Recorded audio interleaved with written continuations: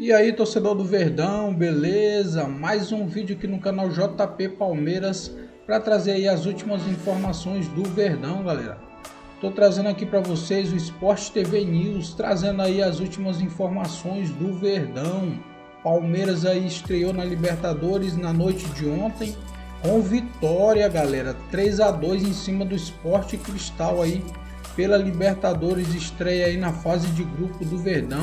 Começou com o pé direito, galera. Fica aí até o final do vídeo aí, não se esqueça de deixar aquele like, beleza? É aquela, né, amigos? Às vezes você vai jogar bem, vai ganhar, vai jogar bem, não vai ganhar, mas o Palmeiras nesse momento está precisando mais do ganhar do que jogar bem. Mas o problema é que está faltando muito esse jogar bem. Então, assim, o torcedor, a exigência do torcedor não é só no caso do Palmeiras, tá? A vitória não estava vindo, o Palmeiras perdeu a final para o Corinthians, estava com dificuldade de fazer gol, tinha feito um gol nos últimos 4 jogos. De pênalti. De pênalti, aquele pênalti que não foi pênalti. Que todo mundo sabe que não foi pênalti, inclusive a Federação Paulista de Futebol admitiu que não foi pênalti, né? Então, esse foi o gol que o Palmeiras fez nos últimos 4 jogos. E agora voltou a fazer 3 gols, que vinha fazendo 3 gols nos jogos contra os pequenos, principalmente no Campeonato Paulista. Isso é importante. Depois vai cobrar para jogar bem. Ontem, mais importante foi vencer e saber se recuperar das situações adversas. Porque o Sporting Cristal colocou o Palmeiras em situação adversa 2 vezes. Ainda que o empate não pareça bom para o time da casa, quando é contra um gigante brasileiro, os times da América do Sul, principalmente os menores... Mas a torcida estava quase vaiando, viu? Mas eles ficam, assim, quando faz o 2-2... principalmente saindo da situação que saiu, o torcedor já sente ali, fica... Os males o menor. Vai empatar com o Palmeiras. Mas não empatou, porque entrou o Luigi, colocou essa bola para o Richard Rios e o Palmeiras ganhou na disposição, porque soube sair da situação adversa. Com as substituições, teve a entrada do Lopes também, que perde gol, perde muito gol, mas ele tem uma característica diferente dos outros jogadores que o Palmeiras tem no elenco. Ele tenta segurar essa bola, brigar por essa bola dentro da área, foi assim que ele conseguiu o pênalti, né? Que dessa vez foi no coração quente, né, Joana? Quando não dá para ser na cabeça fria, né? Mas e o pênalti também foi batido no coração quente. Nossa, e muito bem batido, né? No momento do pênalti, o primeiro pensamento não tem o Veiga. O Estevão já perdeu o pênalti, Piquerez bate pênalti, o Gustavo Gomes bate pênalti. A gente ficou naquela dúvida de quem iria, o Piquerez foi lá. O Piquerez que está voltando essa temporada, né, gente? Ficou praticamente a temporada toda, o ano passado fora, né? O Campeonato Brasileiro inteiro, fez uma falta danada para o Palmeiras, voltou a treinar sem limitações no começo do ano, começa a entrar no começo do Paulista e é um jogador muito importante para o Palmeiras, que fez muita falta ano passado. Acho que o torcedor tem a compreensão, e o Abel já pediu isso, de que esse time do Palmeiras é um time que está em reconstrução, né? Jogadores chegando, então você viu que o Lucas Evangelista chegou, já foi colocado como titular, Vitor Roque chegou, é titular, o Paulinho chegou, está quase pronto e provavelmente já vem para ser titular também, Facundo já assumiu a vaga de titular, então... O Palmeiras está passando por uma reestruturação, então faz parte aí passar por uma oscilação, vem de uma temporada que só conquistou o Campeonato Paulista, depois de temporadas vitoriosas com Libertadores, com Campeonato Brasileiro, com Copa do Brasil, então o ano passado foi um ano mais difícil para o Palmeiras. Até pelo tamanho do investimento, é natural que exista essa cobrança. Ontem, eu acho que o torcedor ele tem que se apegar pelo lado positivo, que é o Palmeiras realmente mostrou muita disposição, lutou pelo resultado, acho que essa é a parte boa, tomou 2 golaços de fora da área, e aí a gente pode discutir, principalmente o segundo gol, você já tinha tomado um gol de fora da área, você já viu que tecnicamente o adversário é inferior, né? Então tem essa arma. Deixar espaço ali na entrada da área para outro cara chutar. Tinha um monte de gente acumulada na entrada da área e permitiu esse empate novamente. Mas, parte boa, o time não desistiu do resultado. E o Abel também lembrou uma coisa, que vários palmeirenses ali, que a gente assiste o jogo, fica trocando ideia, né? Falou assim, olha, tem um lance interessante, porque quando o Palmeiras conquista o tricampeonato em 2021... também vence na primeira rodada contra um time peruano, foi 3-2 e venceu no último minuto. Então, e aí o Abel comentou isso também. Ele, olha, curiosamente, aqui esse começo foi igual de 2021. Então, assim, é uma atmosfera ali importante para o Palmeiras assumir nesse começo de Libertadores. E você vê pela coletiva do Abel, né? Completamente diferente do que a gente viu o Abel depois do 0-0 contra o Botafogo, respondendo tudo, sorridente, confiante, pedindo paciência, né? A única pergunta que ele cortou ali quando perguntaram a seleção brasileira. Aí ele não quis comentar muito, não. A Leila já respondeu, tem contato com o Palmeiras, ele não quis falar sobre esse possível interesse. O resto, ele respondeu com muita disposição e de uma maneira, assim, nas entrelinhas, pediu, olha, gente, a gente está reconstruindo o time, vai dar certo, vamos confiar aqui. E o importante é voltar com essa vitória fora de casa, com o ataque produzindo. É claro que a ansiedade está muito clara em cima do Vitor Roque e até em cima do Estevão, que fez o primeiro gol, mas tinha perdido um gol antes. Então, isso é fruto dessa ansiedade. Então, não é normal para o Palmeiras passar 3 jogos sem fazer gols, mas ontem deu essa resposta e eu acho que, com o tempo, o torcedor do Palmeiras vai ficar bem satisfeito com o ano do Palmeiras. Eu tenho essa confiança, ainda mais quando o Paulinho tiver à disposição. Já que a Joana citou essa sonora, né, essa resposta do Abel Ferreira em relação à seleção brasileira, vamos ouvir o que o treinador do Palmeiras falou após o jogo de ontem sobre seleção e os SIS. Não falo de SIS e a nossa Presidente já foi muito clara em relação a isso. A Leila já foi muito clara em relação a esse tema. Nós no último jogo em casa sofremos transições do adversário, que foi uma coisa por demais. Então a nossa ideia foi essa, fazer uma estrutura dos 3 de trás mais o Emiliano na frente, que não jogou no último jogo, jogámos com 2 8. Portanto, o que eu fiz foi equilibrar um bocadinho a equipa para aquilo que eram as transições do nosso adversário. Essa foi a minha decisão ao jogar com estes 3 jogadores por trás, o Fux que me dá boa saída de bola, o Gomes que está regressado de lesão e o Micael que jogou no lado esquerdo com a projeção do Piquerez para me dar esta sustentabilidade, para bloquear a transição do adversário, que nem sempre conseguimos, mas essa foi a minha ideia. É até bom lembrar, né, o Abel dizendo não ou dizendo sim, ou o que quer que seja para uma seleção brasileira da vida, é uma prorrogação. Ele dizer o não é uma prorrogação que ele tem com o Palmeiras. Porque ele disse no começo do ano, ele começou o ano dizendo... Que era o último ano dele no Brasil. É o último ano. Mas é o último ano de contrato. Tecnicamente, ele não está errado em dizer isso. Ele não renovou. Não, mas é que dessa vez ele disse que me pareceu mais enfático em não querer ficar. Mas... Veloso, mas dessa vez, em 2023 também, lembra? Ele quase saiu. Sim, vamos ver como é que vai ser o ano do Palmeiras. Isso vai depender do andamento do trabalho. Tá? Então, uma possível renovação vai depender do andamento do trabalho. Sobre seleção brasileira.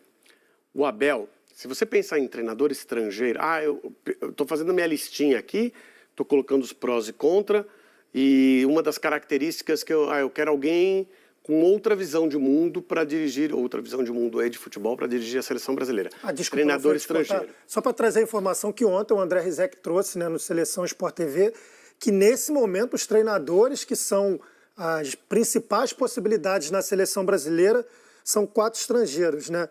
O Abel, o Ancelotti, o Zé Mourinho e Jorge Jesus. E o Jorge Jesus. Então, os mesmos nomes de sempre. Tá. Então... surgiu o Mourinho aí que até então não... Não, o Mourinho tava, tá? O Mourinho já foi falado também. É até um sonho do Mourinho. O Mourinho já falou sobre um dia, acho que não tem o perfil, mas enfim. O Mourinho tá bom no peteleco. Aí, o Abel é o nome que mais conhece de futebol desses 4. O meu perfil é técnico estrangeiro. O Abel é o nome que mais conhece de futebol brasileiro. Futebol brasileiro mesmo. Independentemente dele dirigir os jogadores que estão no exterior ou não. É o Abel. É o técnico que melhor desenvolveu um trabalho no Brasil nos últimos anos. Se ele fosse brasileiro, inclusive, o nome dele seria indiscutível para a seleção brasileira. Tem alguns problemas. O perfil dele é um perfil de combate o tempo inteiro. Então, esse foi inclusive, Lofredo, só para acrescentar em cima do que você está falando, o perfil dele e essa posição mais ríspida, né? De não conseguir, às vezes, ter uma boa relação com a imprensa, com a torcida. Isso desagradava o Edinaldo Rodrigues. Tá, mas tirava ele da fila. Isso nunca foi impedimento para dirigir a seleção brasileira, que já teve Filipão e Dunga como técnico. Tá? Mas aí a gente está falando, mas Felipão e Dunga não são técnicos da gestão Edinaldo. Estou dizendo só claro, mas assim... a percepção do Edinaldo, na época que estava se falando de Carlo Ancelotti, o nome do Abel sempre esteve lá. Né? Não, o que eu quero dizer é que dá para fazer um trabalho na seleção com um perfil de combate. Que dá. Um bom trabalho como o Felipão fez, e dá para fazer um trabalho ok como o Dunga fez, levando em consideração que o Dunga nem treinador de futebol é. Né? Não foi, não era e não foi depois. Então, era só o perfil mesmo. Na verdade, o que foi procurado naquele momento foi um perfil... E aí ele tinha uma relação com a seleção brasileira, coisa que o Abel não tem. O que pesa contra mais ainda o Abel são as declarações dele. Semana passada ele falou, sei muito bem em que país eu estou. Né? Então, assim, não me parece que ele gostar muito do Brasil, o Abel. Ele gosta muito do Palmeiras, que o remunera bem e que dá oportunidade a ele de desenvolver uma carreira que ele não teria na Europa. O Abel seria um técnico de clube médio para baixo. Ele estava no PAOK antes de Isso, e tinha dirigido o Braga antes. Então, assim, no cenário europeu, ele era um técnico de médio para baixo. E ele provavelmente vai voltar para o cenário europeu um técnico de médio para cima. De médio para cima. Porque não é porque fez um grande trabalho aqui no Brasil que as portas vão se abrir totalmente para ele lá no exterior. Talvez se abram de uma maneira que ele consiga desenvolver. Mas, enfim. Você quer dizer que ele hoje não assumiria o Real Madrid caso o Ancelotti vá para a seleção brasileira? Nem o Real Madrid, nem o Manchester City, nem os times que disputam os grandes títulos, inclusive nos cenários nacionais, só em Portugal é que ele conseguiria esse acesso. Então, a seleção brasileira seria espetacular para a carreira dele. Mas eu acho que, embora o trabalho seja bom, acho que o perfil é impossível de ser compatível com o de técnico da seleção brasileira. Impossível. O que é bom para o Palmeiras. Muito bom, até porque tem o Mundial no meio do ano aí que a gente tem que considerar que o Palmeiras não vai querer perder. E acho que o Mundial não seria impeditivo para ninguém, tá? Não, mas eu acho que o Palmeiras... Vou botar um nome... Acho difícil perder, viu? Acho difícil. O Abel hoje é a principal estrela do Palmeiras. Mas não por perder. Dá para você negociar isso. Você continua até o Mundial, depois do Mundial... pode ser. Né, você vem trabalhar na seleção brasileira. Tem uma data FIFA antes. Uma data FIFA antes que pode ser muito bem dirigida por um técnico empregado. O Fernando Diniz fez isso no Fluminense também. Eu acho difícil, até porque... Foi ruim para todo mundo aquela situação, né, Joana? Não foi bom para o Diniz, não foi bom para o Fluminense, muito menos para a seleção. Foi. Mas eu não vejo o Abel largando o Palmeiras para ir para a seleção exclusivo, não. Nesse momento, não. Até pela forma como o Abel continuou. Porque em 2023 ele bate na trave para sair, e aí teve aquela situação com o Al Saad, que ele firma um compromisso, pelo menos ali tem uma intenção de sair, o Palmeiras cobre, né, convence ele a ficar e ele renova até o final de 2025. Então, dentro de toda a situação, como foi feita a decisão dele ficar, não faria sentido para mim ele deixar o Palmeiras na mão. Me fala os 4 nomes estrangeiros de novo. Mourinho... Difícil. Jorge Jesus e Ancelotti. Só tem um nome aí, vai. Vamos mandar real, vai. É o Jesus? Só tem... Que também não era o favorito, tá? Mas só tem... O Mourinho... Mas isso muda muito na CBF, os favoritos. Mourinho eu acho muito difícil. E acho que seria um erro. Acho que o perfil não tem nada a ver com seleção brasileira. Quem é que quer mais, aparentemente? Jorge Jesus. Sempre quis. Então tem esse ponto aí. Mas hoje tem a questão do dinheiro lá para tirar ele do... não sei se é impeditivo. E no meio do ano também, depois do Mundial, ele está livre. Tá livre. Mas daí todo mundo, né? Não, o Abel não está livre. Só o Abel que não. Ancelotti também tem mais um ano de contrato. Eu não duvido do Ancelotti não, tá? O Angelotti, ou Lancelotti, segundo o presidente da CBF, que mal conhece o técnico que quer contratar, falaram para ele, olha, o técnico do Real Madrid aí pode ser uma boa. Ele nunca viu, não tem a menor ideia de quem seja. Se passar na rua, se cruzar, não cumprimenta, não sabe quem é. Né? Mas é o sonho... Eu uso o exemplo de chegar para entregar uma pizza. Não. Para entregar uma pizza. Não, passa o cartão ali, paga e beleza. Não tira foto, nem nada. Não sabe, não tem a menor ideia de quem seja, mas quer contratar. E não vai ser de novo. Não vai ser de novo. E o Mourinho acho fora do perfil e o Abel acho que tem essa questão... Contratual, você diz? Tem questão, não, tem questão do comportamento contratual também. e tem questão do comportamento. Comportamento em relação ao Brasil mesmo também. Né? Para ser técnico da seleção brasileira, acho que precisava gostar um pouquinho mais do Brasil. Bom, e tem as constantes reclamações que ele faz em relação a calendário, organização, tudo mais. Talvez ele nem esteja errado, né? Não, mas às vezes diretamente. E é o modo que faz também. Você pode não estar errado no conteúdo, mas quando você erra na forma, o conteúdo se perde. Faz uma rádio escuta lá na CBF. Lá. Que lugar que ela não tem? No ponto ali da Joana, tá batendo. O celular da Joana ele tem que ser trocado de mês em mês, porque ele explode. É quase isso, Ele explode. Ô, Joana, me diz, a gente hoje tem algum favorito nessa corrida aí, para técnico da seleção? Favorito da CBF continua sendo o Carlo Ancelotti. Sempre foi, vai continuar sendo. Isso. Mas favorito. Agora, o que vai ser possível fazer é uma outra história. Né? Quem é mais viável nesse momento? A gente está falando do Jorge Jesus. Talvez ele seja mais viável, embora o contrato dos dois se encerrem no mesmo momento, que é logo depois do Mundial. Não, do Ancelotti acho que tem mais um ano. Tem mais um ano? Não é agora depois do Mundial? 2026. Então, mais difícil ainda. Então, por isso que eu acho bem Porque improvável. ele renovou, é verdade. Tinha aquela história dele assim. Mas aí tem aquela também, né? Fim de temporada e tudo mais. Já depende do que desenvolveu, né? Você acha que o Real Madrid vai disputar o título esse ano? Bom, tá disputando. Todo ano. Então, tá disputando, né? Mas ele já tá cansado de ganhar. Pode vir ganhar aqui também, né? Mas assim, favorito, você perguntou favorito. Favorito continua sendo ele. Não, disparado. O mais querido, o favorito não. Eu não diria que ele é o favorito. Eu diria que ele é o mais... é no gosto. Mas aí a gente tá falando da mesma coisa. Ele é o número um, tá? Ele é o número um. Mas, dado as dificuldades de contratá-lo, eu não diria que ele é o favorito, tá? Eu acho que tem um técnico pingando no mercado. Se for um técnico estrangeiro, tá, gente? A gente só tá avaliando estrangeiros. Que o Jorge Jesus, ele se insinua mais, né? O Jorge Jesus, assim, ele quer, demonstra... É o mais fácil negociar. Clareza dos estrangeiros é só sentar e fazer um negócio.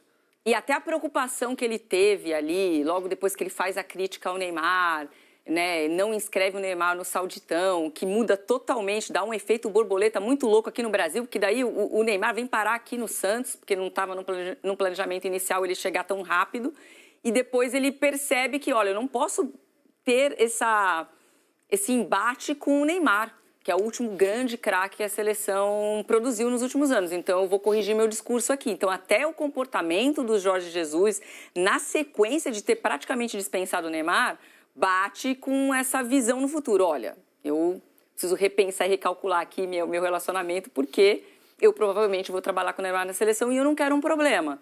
Então, tudo bate. Agora, favorito mesmo, quem a CBF gostaria de contratar, continua sendo o Carlo Ancelotti. Agora, se vai ser possível, não sabemos. Aí vem sempre pintando a data FIFA com o interino, tá, galera? Expectativa e realidade. Pois é. Nós estamos em abril, data FIFA é em junho. Podemos ser surpreendidos, né? Como já fomos outras vezes. Vamos aguardar. Infelizmente, hoje a gente só pode fazer isso, né? Na seleção brasileira, infelizmente, a gente só pode aguardar para ver o que vai acontecer. Não, o torcedor do Palmeiras pode ficar tranquilo que dificilmente vai ser o Abel. Que é importante. Agora, uma coisa que não tranquiliza ninguém é a quantidade de fatos isolados que a gente tem em competições sul-americanas. Né? São fatos isolados. Fatos isolados. Isso, isolados. Porque são sempre fatos isolados. Ninguém trata como crime. Toda rodada tem um fato isolado. Toda rodada um fato isolado de Libertadores, Sul-Americana e tudo mais. Então a gente teve mais um fato isolado acontecendo lá Que surpresa, no Peru, né? Para surpresa de 0 pessoas. Olha aí, um trouxa criminoso saindo ali imitando o macaco para a torcida do Palmeiras. E você sabe o que eu acho? O registro, inclusive, foi feito pelo torcedor Rodrigo Wirth. Ele foi publicado nas redes sociais, a gente está vendo aí. Torcida tem gestos até ali também, né? Vamos combinar, mas Eu nunca consigo entender essa demonstração de macheza que os caras acham que dão xingando a outra torcida que está lá. Eu nunca consegui entender. Mas você sabe o que me chama mais atenção vendo tudo isso? Fora o fato da quantidade de crime que a gente, rodada após rodada, vem discutir aqui em relação a Libertadores. Eu já fui nesse estádio aí ano passado. Lá é proibido, Lofredo, entrar com cinto aqui da calça e tal. É proibido. Você tem que amarrar numa grade, aquela que separa. Depois você pega. Pra fazer fila. Você pega um, né? Não sei se você consegue reaver o seu. Mas você pega um cinto ali. Pra não voltar com a calça caindo pra casa. Cinto não pode, não. Mas racismo tá liberado. Racismo tudo bem. Com Isso você pode trazer de casa que e usar Comebol lá. faz, né? Antes do jogo. Exibe faixa, né? Não, agora, ontem o árbitro estava organizando a posição dos jogadores no círculo central, porque tem que fazer um jogador de um time e um jogador do outro. Não pode mais ficar um time de cada lado, porque agora eles estão unidos. Os times estão unidos contra o racismo. Então o árbitro perdeu o maior tempo para colocar um de um time, um do outro, um de um time, um do outro, em volta do círculo central antes de começar o jogo e dando ordens. Não, agora tem 2 aqui desse time, entra um aqui. Assim, ridículo, uma perda de tempo da Conmebol com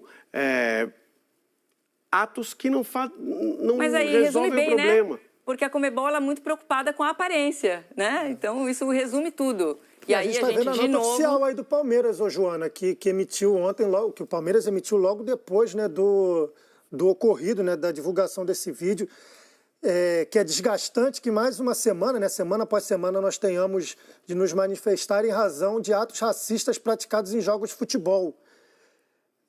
A reincidência desse crime cometido nessa quinta-feira por um torcedor do Sporting Cristal que imitou um macaco em direção a palmeirenses presentes no estádio, demonstrando novamente que as medidas adotadas até o momento são inadequadas e insuficientes para combater os insistentes episódios de discriminação racial ocorridos nos gramados sul-americanos. Que o Sporting Cristal e autoridades de segurança pública do Peru e a Conmebol tomem as devidas providências. Do contrário, gestos como os que nós assistimos hoje continuarão, no caso ontem, né, continuarão se repetindo com a bênção da impunidade. Quanto ao Palmeiras, seguimos leais ao nosso compromisso de lutar contra toda e qualquer forma de discriminação. Racismo não é provocação, racismo é crime. Então é isso, torcedor do Verdão. Valeu por chegar até aqui no final do vídeo. Não se esqueça de deixar aquele like, beleza? Falou e até mais.